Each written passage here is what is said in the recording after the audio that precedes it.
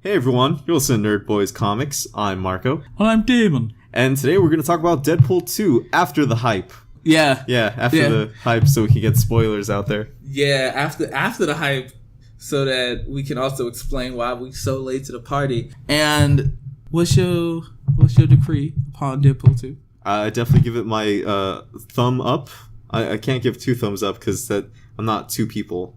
Like, a lot of people confuse, like, 2 thumbs up with, like, oh, yeah, one person giving 2 thumbs up. No, it's Siskel and Ebert, way back in the day, just giving 1 thumb, and, like, if they both liked it, it was 2 thumbs up. It's a weird tangent, but I definitely liked it. Or Ebert and Roper. Ebert, yeah. Only one that really mattered was Ebert, but the point is... Because they're both from Chicago.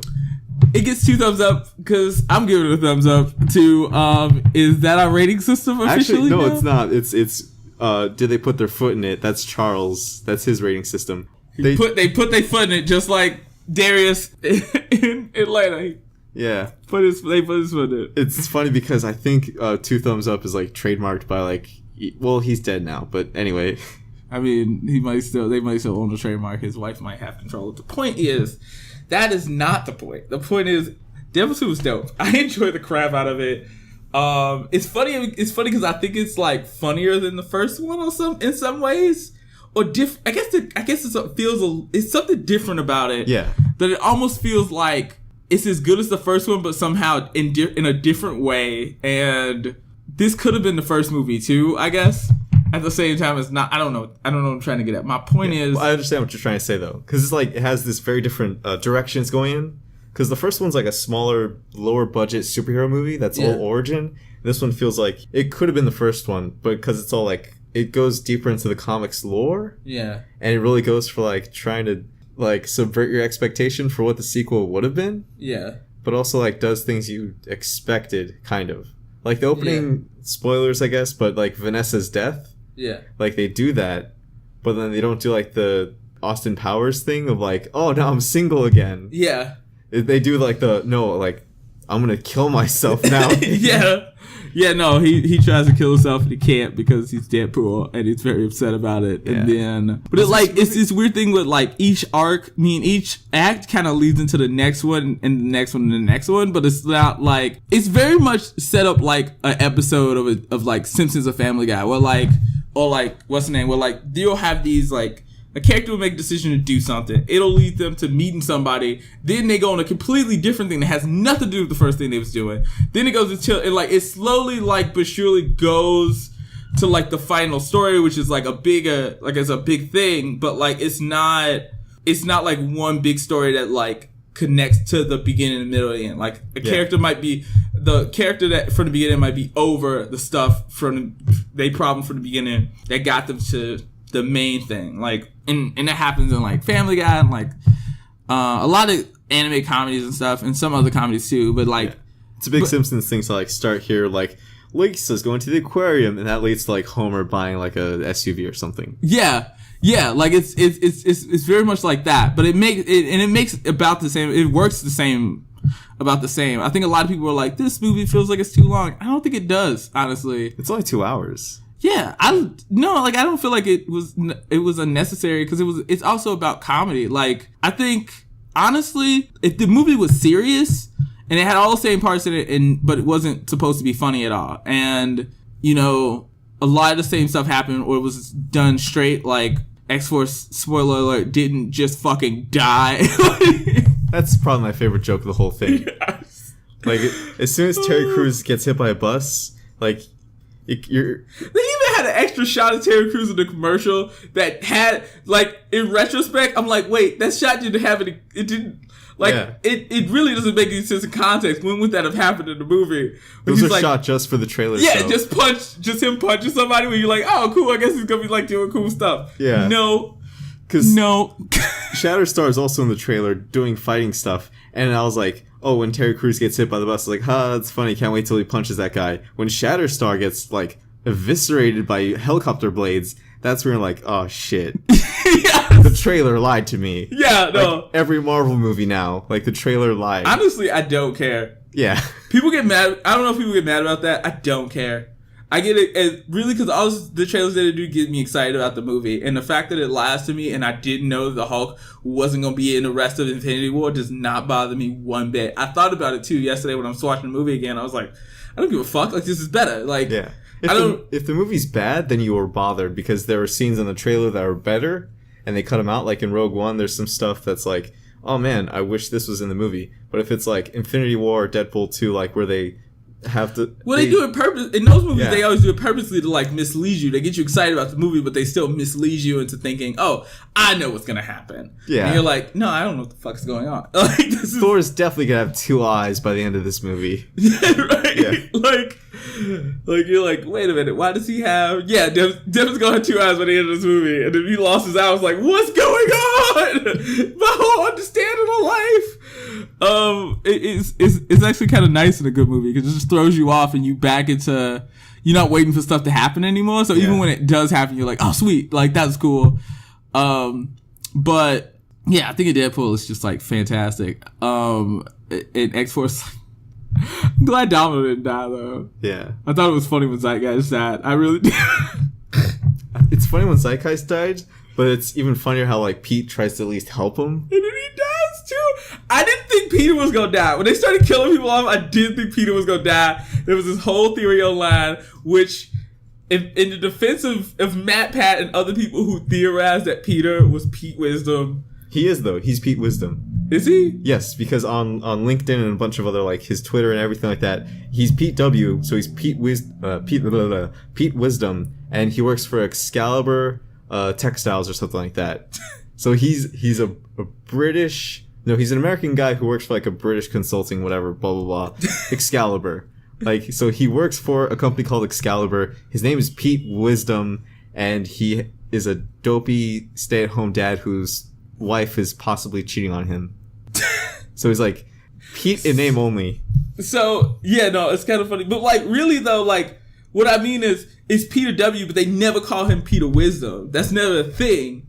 So, realistically, he could not be Pete Wisdom. He could just be Pete Williams, who works for Excalibur, this company called Excalibur. What I mean is, they purposely misled us to believe that there's like, they went through a lot of trouble for there to be a secret amount of information that you would have to go follow to be like, oh, I think so-and-so is this person from the comic books, just for that not to be at all the case.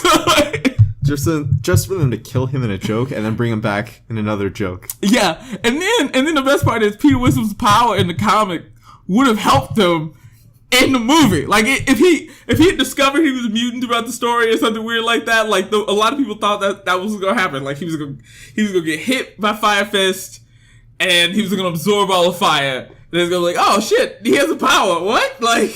That would have been a funnier joke, too. It would have worked. It would have been a funny joke. It could have worked as a funny joke, but it didn't happen. And I think that's great. It becomes this really, like, it makes the joke that he dies, like, all the more better if you if you know about all of that. Like, You're like, God damn it. like sometimes something is nothing. Like, and I'm not about to use that as an opportunity to at all bring up The Last Jedi, but, you know, whatever. Speaking of Last Jedi, no, let's go back to Deadpool. Oh my God. Josh Brolin's Cable was dope. Somebody said, I wish we knew more about his future. I didn't need to know more about his future. I really didn't. It's just the future. Yeah. The future is bad. I got it. We've seen it like in the X-Men animated series. Future's bad. Yeah. Mutants have a bad future. I understood a lot about, he also said, he was just like, oh, what's it like in the future? Am I still around? He's like, everyone's dead because you guys fucked up the past. Is dubstep still a thing? No. Dubstep never dies. He was just, oh, no, he said something shitty about dubstep, which I was like, yes. Like, yeah. But then Deadpool apparently is a dubstep fan. He is. It pops up twice. He's like, drop the bass. And then you expect something to happen. He gets his ass beat like both times. And I think, oh man, all the jokes about different stuff that happens. Like, I love the Cable joke. I love that he called him One-Eye Willie. I was waiting for a Goonies reference. Then you got 2, actually. Yeah, you get 2. You get some great... He calls him Thanos, too. Like, it's so many great jokes. Also, I know people said she's not like she is in the comics, because I haven't read that many comics with Domino in it. But Zazie Beetz version of Domino is the best. I fucking love that character. I thought she was really cool. Even though, like, and it's a credit to Zazie Beetz as an actress, because in the movie, Domino's kind of just like a caricature. She's not like a full, she doesn't get like a full like thing, mostly because like, it mostly focuses on like Deadpool and what they're doing, and like, she's kind of a sad character in this movie. But it's the kind of character, the way she's acted, the way she's written, it gives you just enough information to be like, I want to know more about this person. And I love her whole attitude towards everything, which is very nonchalant, considering what she does is kill people on a regular basis and like go through all these crazy things. She's not, but like, it makes so much sense that given that she has like probability, like luck powers, like, why would she be worried about anything? You know what I mean? Like, she's very rarely shaken or worried or surprised. She's like, oh, that's why I'm here. And then, like, she murders like 6 people. It's awesome. And she looks amazing. Yes. I thought it was a weird choice, like, not 2 years ago, like a year ago, when they released like the first Domino image. Yeah. And it was just like her laying on like a Deadpool skin rug. Yeah. And I was like, is she against Deadpool? Is she gonna like be our villain? What's gonna happen? And a lot of people were like, well, she's black, so it's wrong. Like, this is already a bad adaptation. Okay, first of all, Zazie Beetz could be whatever she want to be. She fine as fuck. Yeah. Sorry. This is how I feel. I want to tap for you if you don't feel that way. We could talk about it in person, and you can be mad at me, and I can not listen at all to a word you say, and as one sound goes out from one ear and out the other. Now, but I thought she was really cool. I thought Juggernaut, his whole relationship with Juggernaut was really funny. It worked really well. The fact that he had to say anything Juggernaut to get him to come back, and it worked. Strangely enough, even though I wish Yukio was a bigger character, I still really like the joke where every single time, like, Negasonic Teenage Warhead would come with Yukio, like he would say something mean to Negasonic and go, oh, hey, Yukio. Hey, wait. Hey, Yukio. What's up? Like, stay cute. It's just, I love the love-hate, or not love-hate. It's love from, like, Deadpool, kind of, but also, like, backhanded insults, and they're just nothing but discontent and hatred from Negasonic. Yeah. Just being like, I hate this guy. Yeah, he's so annoying. Like, don't worry, you'll get to know him more, and you'll hate him just as much as I do. How do you feel about the post-credit scene? It was a good joke, but like, kind of ruins, because you can't take this movie like super seriously. Yeah. And like her giving the time travel back to Deadpool instead of giving it to Cable, like she should have done. Like, I can't really be like, oh, this makes no sense continuity wise. And also, I like the joke of him shooting himself in the head, like stopping Green Lantern from happening. Yeah. But did you know there's another joke that was going to come after that? No. Okay, so the final ending for Deadpool 2 was going to be a scene in which Deadpool goes back in time to kill baby Hitler. And he's going back and forth debating whether or not to do it. Yeah. And from the perspective of baby Hitler, you see Deadpool suffocate him with the pillow. And he's like, maximum effort. No, I think he says minimum effort or something like that. Oh, that's so funny. It's going to be in the extended cut, because apparently Ryan Reynolds, the guy who directed John Wick, who also directed Deadpool 2. David Leitch? Yeah, and then some other person, they're kind of working on their own extended cut. Oh, really? So it has every joke that they wanted, but couldn't put in. Yeah, also I like the part where he goes back and they show the scenes from Wolverine to Wolverine Origins, and he shoots himself in the head. Don't worry, it's me. It just like shoots. Fixing the timeline. Was this movie like a 2-hour-long Logan joke? Because like it opens with a Logan joke and it almost ends with like... I don't think it was a 2-hour-long Logan joke. That was just really great Logan jokes. The music that they play when Deadpool's actually dying with the collar on his neck, that's the same music from Logan. I just thought I'd throw it out there. I thought it was funny that he just couldn't die. I thought actually when she said your heart's not in the right place, I thought literally by the end of the movie when he got shot right here, I thought the reveal was gonna be his heart had moved. His heart's on the right side. Yeah, like he had literally, like when he healed, when he got brought back together because he was blown to pieces, he blew himself to pieces. That it was gonna be like, oh, like no, like your heart healed, but it's on the right side of your chest now, and you didn't notice. That would have been a great thing. Like, Cable doesn't have... Well, it kind of would have sucked for Cable because he wouldn't have had that moment of self-sacrifice, in a way. Well, I thought the bit, because he was taking so long to die, I thought the beat was going to realize that he wasn't actually dying. Like, he was just assuming that he was about to die, and he couldn't die at that moment because he literally wasn't shot in the heart. So, like, but that wasn't what happened. So... That was a good guess. Yeah, I thought so.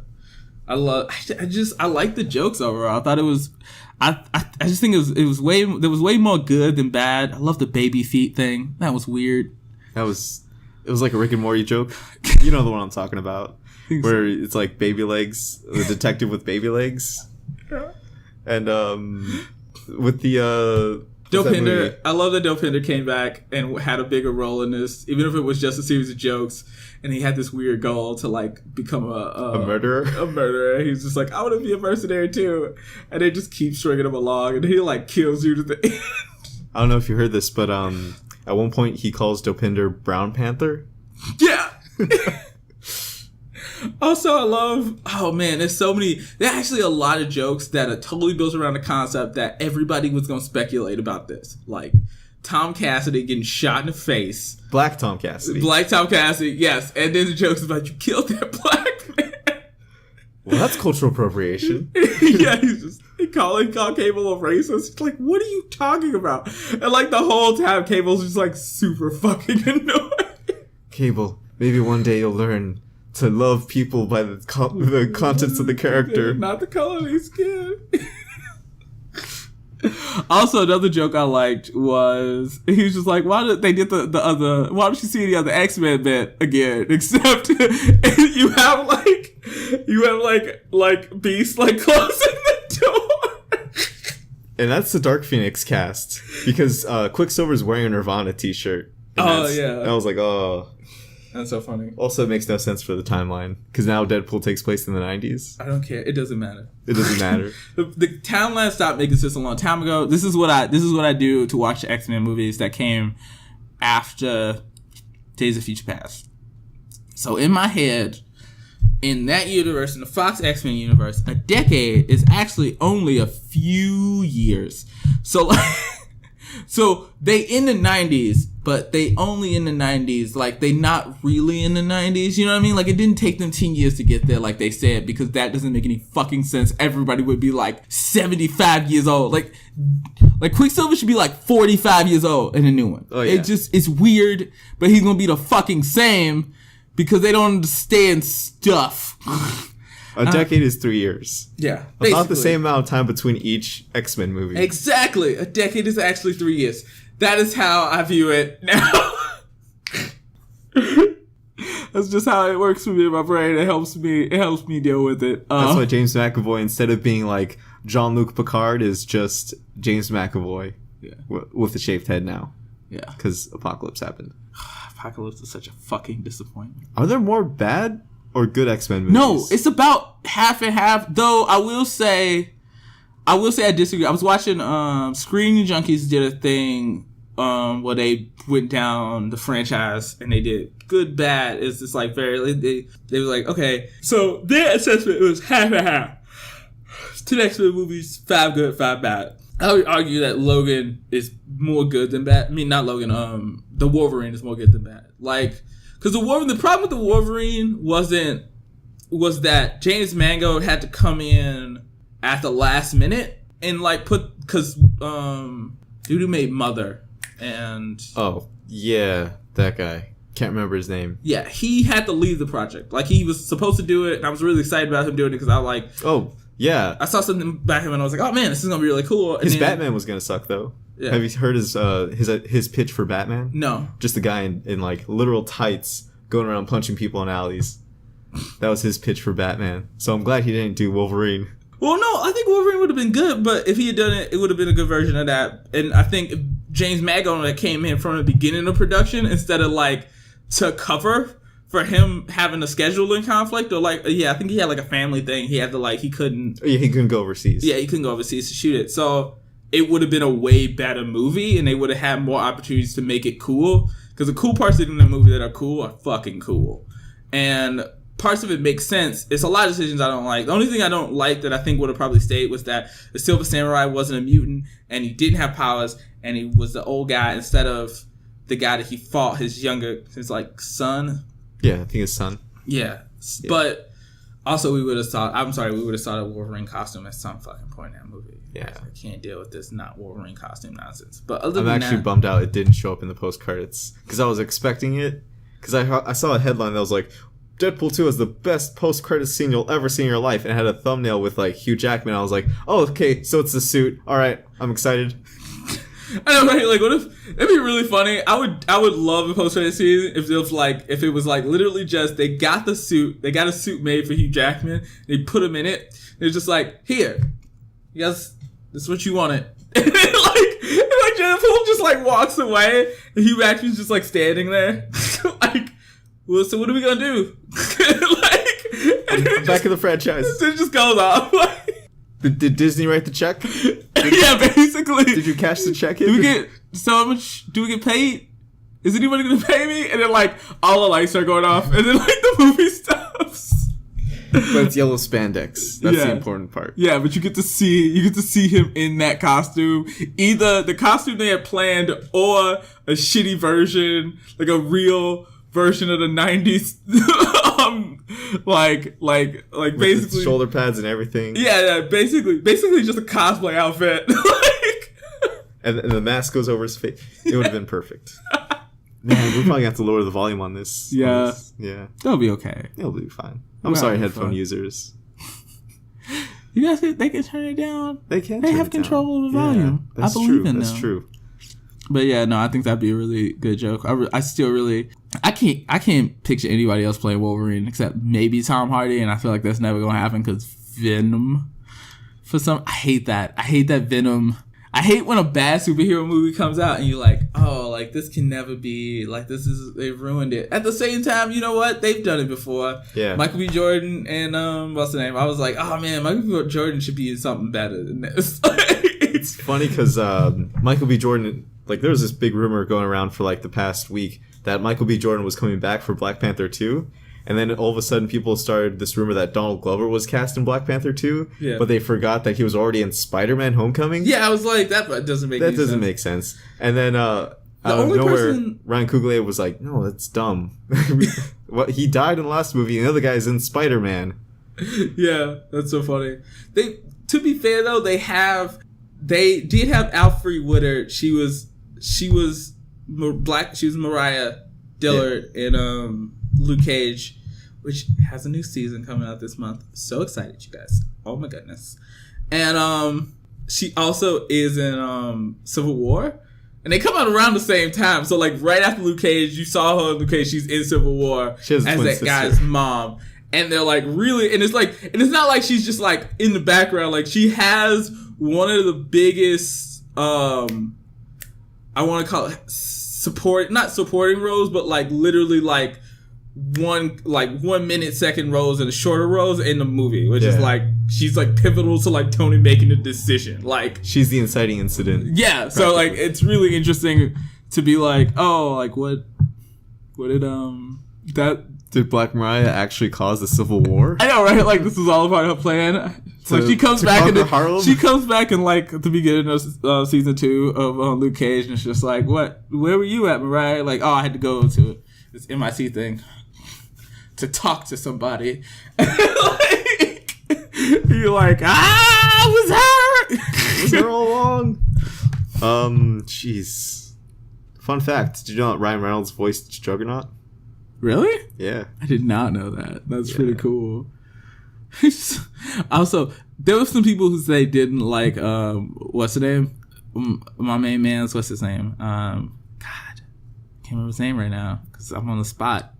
Kid from Into the Wild Things. Kid who played Fire Fist. Oh yeah, Russell. Julian Dennison. Yes, he's not even old enough to see Deadpool yet.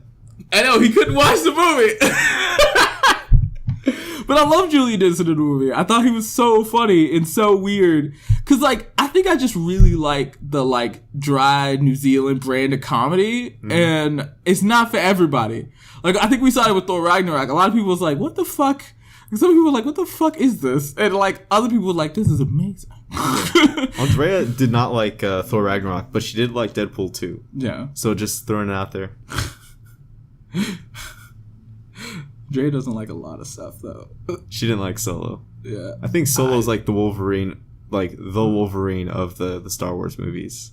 That's probably a good place to put it. I haven't seen it yet, so I'm just hoping to see some. So I'm going in low expectations. I'm probably gonna like it more than other people have, because it doesn't sound like it's bad at all. Yeah, the consensus that I've seen is like if you hate Last Jedi, you love Solo because it's like fanboy galore stuff. But if you did like Last Jedi, you might be disappointed that like there's nothing new or exciting about Solo, especially since there's only like one thing you didn't expect. Everything else is like either from the books or like just referenced in the originals. Yeah. I don't know. I feel like people are just way too... I don't know. I love Last Jedi. I probably will like Solo. I don't know. I feel like we're going to have a fight about Last Jedi sometime soon. I'm about to rewatch the movie. I'm going to take notes. I'm seriously about to write shit down. Like me, you and Ferris are going to talk about this. Yes, we have to, because this has to be settled. And I just can't... I guess it can't be settled, but I need to know... I need to know exactly how I feel about this, and I need to be firm in it. I can't have you guys trying to ruin this for me. I like the movie a lot, and it's one of my favorite Star Wars movies. It's up there with Attack of the Clones. Wait, you like Attack of the Clones? No. Oh, okay. When I was a kid, I did, though. Oh. I think because it had that cool Yoda scene. I still like the Yoda scene. I don't care. I know it's stupid. I don't care. I loved it. It's funny because as a kid, I was watching Attack of the Clones, and as soon as Yoda brings out a lightsaber, everyone around me was cheering. And this was like a midnight showing, and I was like 9, I think. Yeah, I think I was 9. And everyone's cheering. I'm just like, it was kind of like that scene from Revenge of the Sith before Revenge of the Sith came out. I was like, this is how Star Wars dies, with thunderous applause. That's how I reacted to Yoda with a lightsaber. I was like, no, like 9-year-old me had a moment where he was like, Star Wars is dead to me. Really? Yeah. Jesus Christ, that's crazy. I don't know. I loved Yoda with the lightsaber because it was like, for me, it was like, okay, you got this dude and you keep telling us he's powerful, but he's just a little like weird creature thing. He's powerful spiritually, but I disagreed with it then. I can understand now, but like then I was like, Yoda is cool because he's Mr. Miyagi. He doesn't need to fight. He's just there to... Mr. Miyagi could, in fact, beat your ass. Like, you know what I mean? Like, I don't know. Like, I liked it. As a kid, I really enjoyed it. It was like, for me, I was like, cool. It was cool. To me, I remember thinking to myself, we finally get to see Yoda do something cool. Like, really, like, he was just like flipping around like a monkey. And I was like, yes, I want to learn how to fight lightsabers from Yoda. And they'd be like, oh, snap. And then when he deflected Force Lightning, I was like, oh! So... I dug it. Only thing cool with that was Mace Windu in the animated series. Yeah, both animated series actually. God, Mace Windu. It's one episode. I don't know if you guys remember the episode. Was basically no dialogue, and Mace Windu takes on an army of droids, and it's fucking legit. No lightsaber for most of that scene too. Or most of the episode. Yeah, it's like parts where he just doesn't have a lightsaber. And he's just like, it's like. This is fucking awesome, and you like, I get what I gotta say. Like that's Samuel Jackson. Like Samuel Jackson, like that's he didn't voice that at all because there's no dialogue. But still, they like got just like it. That's what you wanted from seeing Samuel Jackson as a Jedi. You don't really get to see that in the live action movies. I'm not about to ask about the one reveal. Also, who else was? It's weird that I'm kind of glad they brought Vanessa back at the end of Deadpool because they lightly fridged Vanessa. And in that she was in through the whole movie, she had like a point in the whole movie, and she was there, and she was still important, but she was like also like, they basically like, she was in danger sort of, she was just like a reason for him to do stuff. Instead of like being a character, and it'd be cool. I was hoping that we was gonna see her like actually fight this and stuff, and she was gonna discover she had mutant powers or something like that. She was copycat, and it was gonna be like a whole thing, but they didn't do that. So I was a little disappointed they didn't do that on some version of that. So I'm glad they brought her back at the end of the movie, because then it's like, well, then they can do whatever they want to do in the next movie. Do you want to talk about some of the non-controversies? Like the non-controversies around Deadpool 2? Like what? Like it's because a lot of people have been like trying to find things that they want to complain about. Like okay, so you know how Yukio and Negasonic, they're like the first LGBT couple in like a superhero movie? Yeah. People have been like, why couldn't they have gone further? Why do they just have to be so nonchalant about it? We're special that we're like, this should be treated as a special thing rather than they're just like people. Well, I understand that feeling, but at the same time, like, it's Hollywood. Yeah. It's not like Marvel, and either Marvel would have done it good because they, you know, they tend to have enough knowledge to be like, oh, this needs to be a thing, but also because it's Deadpool, like, I didn't expect them to like make a huge deal out of it. Yeah. You know, like, I like the joke that was there. She's just like, what the fuck? Like, and he's just like, no, I just don't understand why somebody who looks, I don't understand why anybody would date you, let alone like Rainbow Sparkle. And it's just like, it's funny. Yeah. Pump the hate brakes, Fox and Friends. So I get that. So I get why people would be upset about that, but it's also a thing of like, people at the same time need to realize that I have a very strong feeling about this. Like, I don't expect that. This is why Black Panther was such a huge shock for me and everything that they did with it. I don't expect them. I never expect people in power to do anything accessible for me. And I feel like it's my responsibility and the responsibility of other people to like really take the reins and say, I'm gonna tell our stories, because why would they? You know what I mean? Like, especially if it's gonna cause some kind of whack controversy with all these people who spend money and they're gonna lose money making a decision. That's not they fight. You know what I mean? Like, at the end of the day, it's not they fight, especially when you're talking about money and they're not gonna fight it. You know what I mean? Like, they might, but they might not. Yeah. You know what I mean? Deadpool 2 did a pretty good job. Like, it was nonchalantly just being like, yeah, boom, we beat like Marvel and DC to the punch. Yeah. Like, in a almost not really like a joke, but just like throwaway lines. So it was, yeah. So like it was a good thing, but it's not what anybody wanted. But and I feel like, yeah, like people still want that. So like go forth and do it. Make that thing. Like it's probably LGBT directors who like want to do indie stuff or whatever. But it's like might be a chance. You like go. If you serious about that, go in there and make this statement for that and be like, hey, I want to pitch this movie. We should do a fucking North Star movie, or who's better than North Star? North Star is okay. I like. Well, Deadpool's already like bisexual, so it's fine. Yeah, it's true. Or like, yeah, the next director would be like the next person that directs a movie. If it's not David Lynch, it's just like dicks. Deadpool and Colossus. Let's get that. Metal dicks in Deadpool's butt. But anyway. Like Vanessa, they have a 3-way with a dude.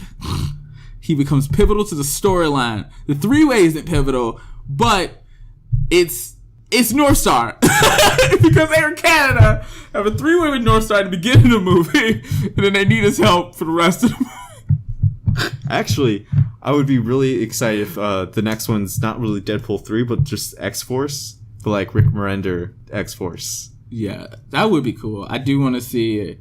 I do kind of want to see an X-Force movie now with those characters. I would love for them to somehow bring in... Oh, I thought it was cool that like his daughter from the future was Hope. In the comics, she's not his biological daughter, but it's still really dope. And I was like, oh my god, like, yeah. Technically, well, Hope wouldn't have been old enough. She was just a baby when that happened. But Hope had a powers when she was... Well, it's not the same as in the comics, so whatever. Yeah. But no, these are never the same as the comics. But did you know that apparently Ryan Reynolds is planning like a 5-movie story arc for Cable? Really? Yeah. So I didn't hear about that. Deadpool 2, X-Force, and like 3 other movies. Cause I was talking to another thing I saw was people getting mad that Yukio had colored hair. Like, she's a Asian girl with colored hair, which is like a thing that they do a lot in movies and animated series and stuff. Which I get that. It's definitely not the biggest issue in the world by itself. Especially like considering like certain characters are more better represented than other characters and have more having more going on than other characters. But I totally get that, because when I was a kid, I used to get really annoyed by the fact that every single black character had blonde hair. What the fuck was that about? It was always like, even Calder In the comics, he doesn't have blonde hair. He has dreadlocks. Why does he have blonde hair? Who else had blonde hair? Either they bald or they got blonde hair. This was really common in the 90s. I was like, the fuck is this? It annoyed the crap out of me. I get it. Like, I don't know if it's like worth all the, I don't know if it's like this thing that makes the movie bad, or like I don't think you should like die on your, like, if you political person and you like, I don't think you should skip the movie because of it, but like, it's definitely just a thing that's annoying that happens all over the place. And it's only annoying because it happens all over the place. It's one of those things it's only annoying because it keeps happening and not because it happened this one time. You know what I mean? Like, if it was just one time or a few movies out of hundreds, it'd be one thing. But it's like every single time. You're like, why? Tell me why. Yeah, like, why are they doing that, basically? Any other, I don't know, were there any controversies? I can't remember if there were any other ones. I don't know. Controversies that pretty much don't really matter. Or they're just, like, not that big a deal. Well, people aren't gonna stop doing anything because of them. That's the thing about it. Like, people will be like, oh my god, I hate that thing. And then you'll be like, alright, cool. Like, I remember Cordy told me she didn't like the first Guardians of the Galaxy because she felt like the female characters weren't strong enough in it. But she really liked the second one because they built upon it and it ended up being a lot better because of it. So, like, and I love the Guardian movies together because they like function. They flow so nice. I can't wait for the third one, especially after all the stuff that they went through in Infinity War. Like, I want to see all the aftermath. I want to see what happens with Nebula and what happens with Gamora if she comes back. I kind of hope she comes back. Yeah, I kind of want to see if it really does flow well, like Volume 1, 2, and 3, or if it's like Volume 1, 2, Infinity War Part 1 and 2, and then 3. Like, how is it going to be a smooth transition? I think it'll be smooth. I think they've done a really good job of making sure that the other directors in those movies, those franchises that are successful, they're bringing them in and being like, hey, you know, like, what were you guys doing? What's going on? Like, they've talked about that. And they've just been really good about, like, okay, this character is this way, and, like, especially because when it comes to James Gunn's Guardians, like, he basically made that version of Guardians and those versions of those characters.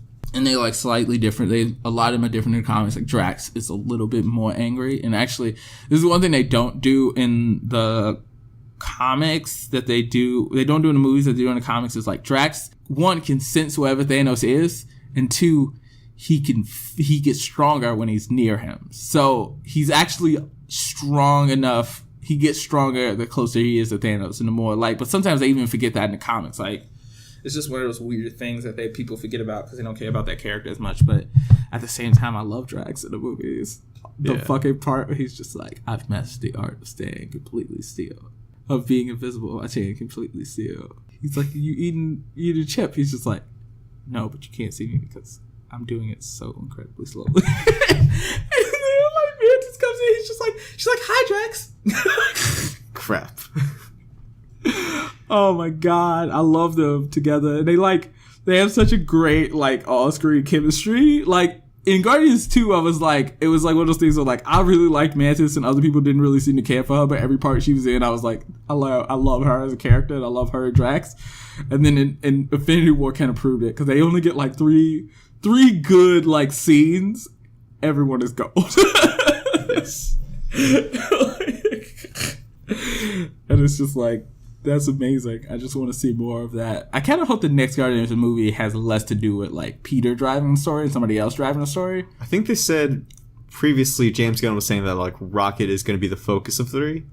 Like, he's going to be the heart, the emotional core of it. Yeah. Because, like, Peter was the emotional core of, like, 1 and 2, mostly 2. Yeah. And now it seems like we're transitioning over to Rocket being, like, our focal point. Yeah. Since we already got, like, I'm sure by the end of Infinity War, Peter's going to be more like a established, responsible person. Yeah. Instead of the man-child that he is. Well, okay, MovieBot made a great point about Peter in that scene. Because he was saying how, like, Peter had reached this point of self-actualization in Guardians 2.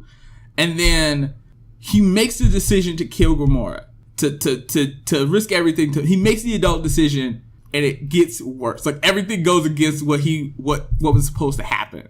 And he was talking about how, because Thanos is treated like the protagonist of the story throughout, and is rewarded every single time for the stuff that he does, and he's the one that goes through the hero's journey in the movie. So like everybody else is like met with disappointment with every single time they try to do something. Every time somebody makes a sacrifice, it blows up in their face. Do you know what I mean? Like, because they don't have protagonist armor like Thanos. Yeah, exactly. Like, they got their protagonist armor taken away, basically, in this movie. And so the moment when Peter loses it is because, like, up until this, like, everything that he learned from the last, like, 3 or 4 years of his life and, like, all these crazy things that happened to him is, like, turned on his head immediately. And he's, like, mad. Like, he loses it, you know? And he just can't, what he's going through is like something that you can't really like, I wouldn't be able to imagine. And you think about it, like it'd be really weird to like, that's like, if you really think about like everything he's been through and everything he's lost. And you also like, I realized that watching the second movie, it really hit me how much every single character in the movies has lost over the course of these movies to be heroes, to save people. Like, if superheroes were real, like, this would be them. Like, they would just have been gone through all these losses and all these moments of just, like, sacrifice and, like, people dying and stuff being lost and finding out things and having to, like, get over, like, important milestones and stuff. And, like, even the stuff with, like, Pepper and Tony, like, on some level, like, so she's like, Pepper's like, come back. Like, you don't need to go up there. And on a realistic level, he doesn't. Like, there's no reason why he has to go up there. But at the same time, like, he did kind of make this commitment to be a hero, and this is a moment he takes that opportunity. What do we expect him to do? As an audience, we expect him to go.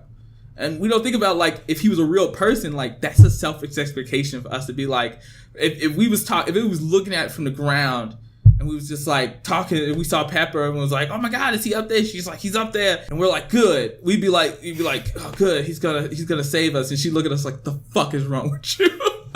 Like, that's my fiance. Like, why don't you understand this? And be very real. Like, I love Infinity War. It's such a good fucking movie. Oh my God. Like, it's like, I can't get over how good that movie is. So fucking good. Yeah. Like, I was watching it. It's just like, nothing bothers me. Nothing about it. I've never, like, every once in a while I watch a movie and I'll be like, huh? And, like, I'll decide in that moment if it's worth giving a shit about it or not. And I'm like, nah, I don't care. You know, like, that doesn't matter. Or, like, this joke didn't fly. Right, the next one will be fine. Like, I don't care. Yeah. But speaking of Thanos being such a great protagonist, Cable was in this movie. He was played by the same guy. Yeah. Oh yeah, Josh Brolin's having a good year. Did you see the trailer for Sicario 2? That was dope. Yeah. Imagine Sicario and Thanos and Cable all teaming up in the same Josh Brolin team up Avengers style movie. It's a lot of work. What is he? Tatiana Maslany? That's not. Is that a Black Orphan reference? Yes, okay. It is. They can do it. Orphan Black. Orphan Black? Black Orphan Black. I get what you're talking about. Yeah. But yeah, no, Thanos is fantastic in this movie. What? Okay, sorry. Josh Brolin is great as Cable, honestly. Like, he's the real deal, and it's so cool, and I love all the, like, Cable stuff. And he's just like... The one joke that you and I were referencing on Dawn of Nonsense, Matt didn't understand because he didn't see the movie yet. Matt did get it later, though, because it happened to him, too. Everyone in our theater ignored this joke completely, but me, Damon, and Matt apparently... And I think, if I remember correctly, the guy she beat up was Rob Liefeld in that moment. As he was saying it, Domino was beating up Rob Liefeld. He throws him out of the bus. And, like, he's just like, that's such a stupid power. It's like it sounds like something created by somebody who couldn't draw feet. And, like... I died. Like, and then I looked around and noticed no one else had caught this joke. And I was like, oh, they don't know what they don't know. Like, they don't know about the feet. They don't know. They weren't there. Yeah, like, it was like weird because it was like on one level it was kind of like this weird sense of nerd pride of like, that was for me. But like at the other end it was just like really weird to be the one person laughing at a joke in a movie. It's like that one guy in Matt's story where like he was laughing at it and we're like, like that. That was us. The first 30 minutes of the movie because he's a fucking criminal. And she's forgot my beer. It's an SNL skit right there. That is. For those of you who don't know what we're talking about, go check out Dawn of Nonsense because last episode, the most recent episode, which actually I think that comes out this Sunday, either last Sunday or this Sunday. Yeah, depending on when I upload this. Yeah, I should probably get art done for that episode. But, I have an idea for one. I like this one. This is pretty. I've been wanting to get back into doing art for the episodes. I haven't had a chance to, and I feel like I disappoint you, disappoint Ferris, disappoint Matthew, but not Simon. Simon is still very much approving of you. Probably. Simon's like that uncle who's like, kid's doing fine. Yeah, no. I actually, Simon is great. I would love him to be the uncle of my children. Simon, you will now be the unofficial uncle for all of my future children. You're the godfather. Yeah. It'll be good. They'll call you Uncle Simon, and no one will know why. And they'll be like, "Are you guys related?" I'm like, "No, but I love him, so it doesn't matter." Doesn't matter. And Kamila will be the unofficial aunt. Obviously. Yeah. All right. Do you think that's it for Deadpool 2 After the Hype? Deadpool 2 After the Hype. Well, that should have been the subtitle. So, yeah, I just hope Ryan Reynolds is wrong about them not doing a Deadpool 3 or whatever they were planning on doing. I just really hope they get to do it because I feel like it'll be... I think it's up in the air because, like, Disney and Comcast potentially buying 20th Century Fox. Yeah, Comcast is like, Skrilla. Comcast is like, oh, do you want it all in cash? We could do that right now if you want. Because we motherfucking cast, and also we don't want to lose. We're losing, okay? Like, cable's dying, you guys. I mean, people are buying internet, but apparently people are trying to make different sources, and oh my god. And really? Disney's just like, we got that mouse money, so. Yeah. What if Amazon came in and was like, psych! Amazon's like, we could totally use this. Give us X-Men. Actually, I'm not 100% sure if X-Men and Fantastic Four are, like, transferable properties. Like, if they were bought by Comcast, would Comcast get them, or does it just go back to Marvel? I don't know, actually. I would imagine it would win. If Fox owns them, then yes. But what if there's, like, a clause where it's like, oh, you can't just sell it? What the hell? That could be, though. I mean, legal stuff is usually really complicated. Like, they can't. The reason why they even made a Fantastic Four, the Four Stick movie in the first place, is because they have to make a movie every 7 years, or they lose the license if it reverts back to Marvel automatically. Yeah. So that's how they got. Well, no, they made a deal for Daredevil, and for Ghost Rider. Yeah. Yeah. They made deals for those characters, and like I think I do. Is it? Part of me wants them to do a more. If they get the X-Men, wants them to do a TV series that's integrated into the movies. Like, they show up in the bigger movies, but in their own adventures as TV. Yeah. I think that worked better, like episodic, serialized like nonsense. Yeah, like a 10-episode series that they do would be really cool. That was, like, really intense X-Men related. But I really like The Gifted. Like, I really hope that show doesn't get canceled because of the Marvel Disney deal or whatever, because I like... It's finally the X-Men show that, like, I want it to exist, and they do everything they can in that show they can get away with. Like, and it's cool, and I love it. I think it's really fucking dope, and I think they have a great cast of characters, and I really hope they bring in Rachel Summers, and they won't do that. That'd be cool. Rachel, Hope, someone, but I would love if they did Rachel. I kind of hope for X-Force, like if they get to do X-Force, they bring back Daphne Keane to play.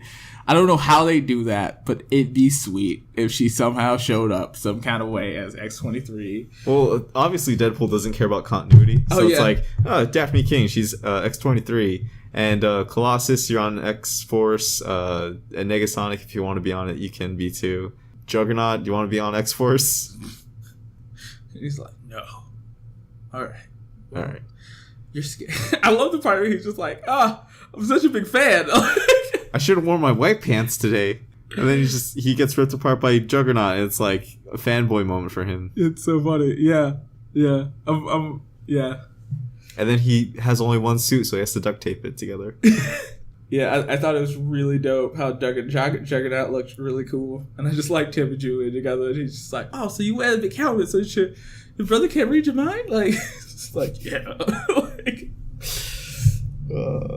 Some part of me wanted James McAvoy to show up at the end to just do like my mind, like classic 90s X-Men. Oh man, actually I feel like if James McAvoy wasn't busy, he probably was busy, because I feel like James McAvoy would do that because he's awesome and he does great weird characters, and he isn't afraid to be funny and goofy, and I think it'd be really funny if he was just like. Well, I think the only reason they got the Dark Phoenix cameo was because they had time, like extra time on the set. And they were like shooting around the same time and around the same places. Yeah. I heard a rumor that there's a part inside of my gut that's right here that just really wants that movie to be good. I want to be like, that was okay. That was a good movie. I'm okay with that movie existing. And like, I just can't see it going well. Yeah. Meanwhile, in my soul, there's this feeling that this is the last X-Men movie we're ever going to get. It's Dark Phoenix, and it's going to suck. Because Simon Kinberg's been like, oh, it's a very grounded movie that just happens to have aliens in it. And you'll really learn to respect the X-Men franchise after this. It's his first movie. Well, I don't think it's his first movie, but he's directed movies. But his movies are usually pretty... Like, he's a good producer. He's produced a lot of really good... A lot of the best... All the good and bad X-Men movies he's produced, I think. And a lot of other really good stuff, too.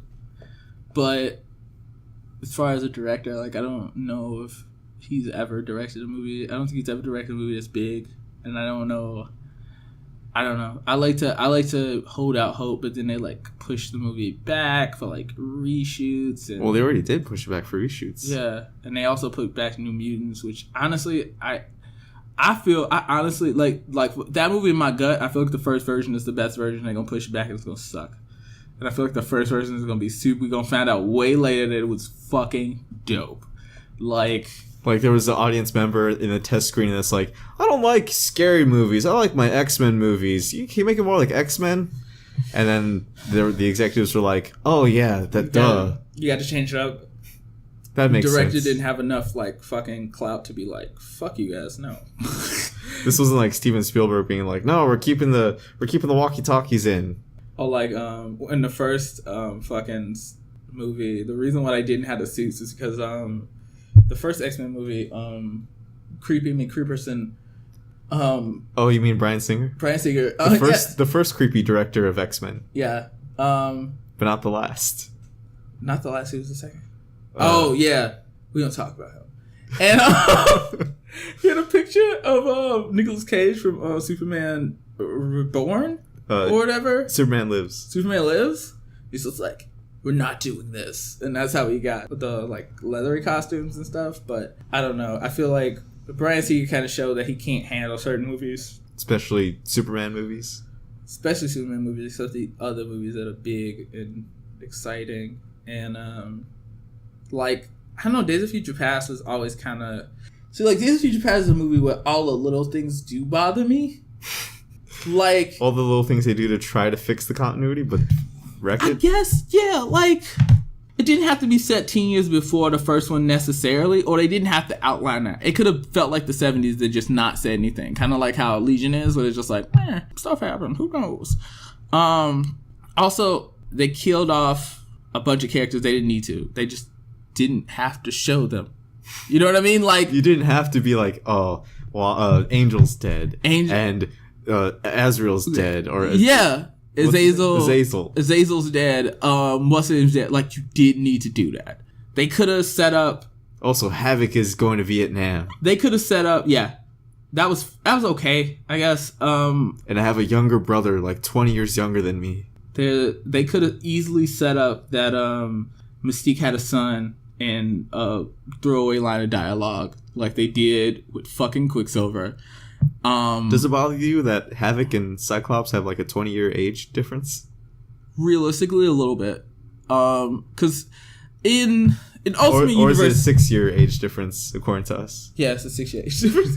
I mean, it makes sense because Scott's like supposed to be like, in the third movie, he's supposed to be like 17 or something. So he would have been like, they would really have more like a 10-year age difference. Oh, yeah. So it's not too crazy. But, I mean, it kind of reads like their parents never died. And, you know, like, it's like all the stuff that you know about them is different. Wait, you mean his parents never became, like, space pirates? Yeah. That's crazy. That's what it kind of reads to me like. And I'm like, I don't want that. I don't want you to change that. Don't change that. It's a lot of stuff. And Bryan Singer does this a lot in X-Men movies, actually. Even in X2 and in X-Men 1, he makes a lot of weirdly unnecessary changes. And I'll be like, why did they change that? Or why did they get rid of that? Or why did they bring Nightcrawler in? And in X-Men...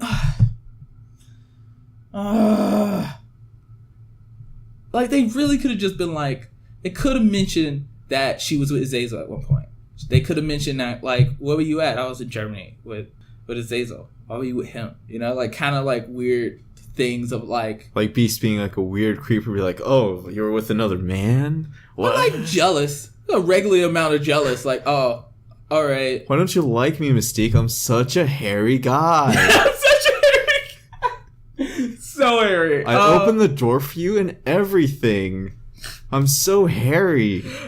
I actually really like Nicholas Holt's Beast version of Beast. It works with me. But it's weird that he's younger. It was weird to me they introduced him and he was like way younger than everybody. But that was fine. It doesn't, you know what doesn't bother me? It's weird. It didn't bother me that Angel was born earlier, that people were born earlier. That didn't bother me. I didn't give a shit about that. And also some people died before they were supposed to even exist. Yeah. But it was like, why did they introduce Emma Frost just to have her not do anything? Yeah. Why did they... An Angel. Yeah. Like, just to have him not do anything. Why was Psylocke not different? Like, they just could have changed a lot of stuff up about these characters and given them a little bit more to have. Like, Betsy Braddock she in the comics, she's Brian Baddock's sister who has psychic powers, who ends up taking control of a Japanese karate woman assassin and just ends up staying there because everybody dies. No one brings it up anymore, ever again. In the comics, like, and like in the movies, they could like explain that on some level. They could explain what she was about. Like, she was just kind of like Apocalypse's lackey. And like, I think the whole Apocalypse thing could have been so much better, especially if everybody had a clear, concise reason for being there. Like, they was like, this is why so-and-so is there. This is why he believes in this thing. This is why somebody believes in this thing. This is why, Storm believes in this thing. This is why, it would have been dope. Like, they just wanted to, it just felt like they shoehorned in a bunch of stuff.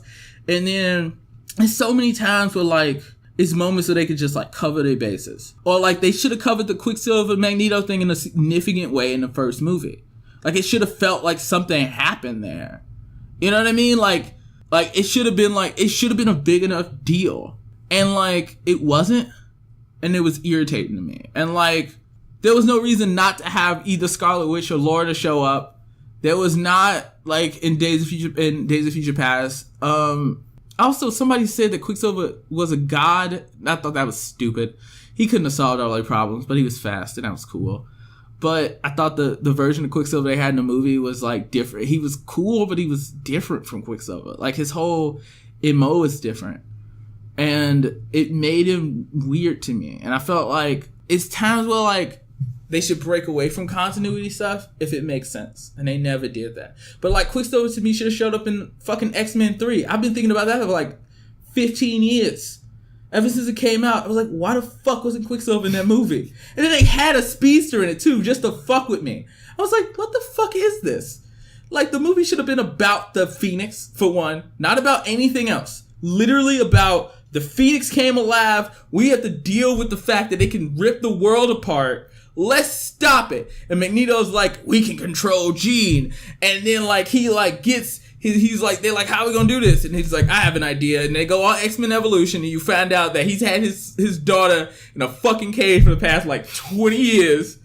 And she's just like this angry goth chick. And you're like, oh shit, it's fucking Scarlet Witch, right? The Scarlet Witch and Jean fight. Also, to fix Halle Berry's problem, instead of killing off James Marsden, just taking Halle Berry and having her have a fight with Jean. Like, she has the first major fight where you get to see the Phoenix's power. The only person who could ever even attempt to take on the fucking Phoenix is Storm.